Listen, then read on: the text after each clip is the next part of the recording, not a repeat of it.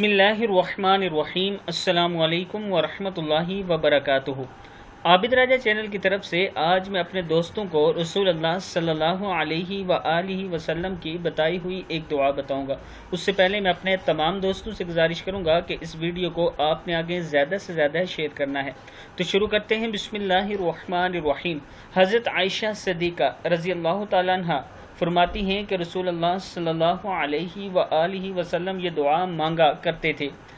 بسم اللہ الرحمن الرحیم۔ اللہم اجعلنی من الذین اذا احسنوا استبشروا واذا اساءوا استغفروا۔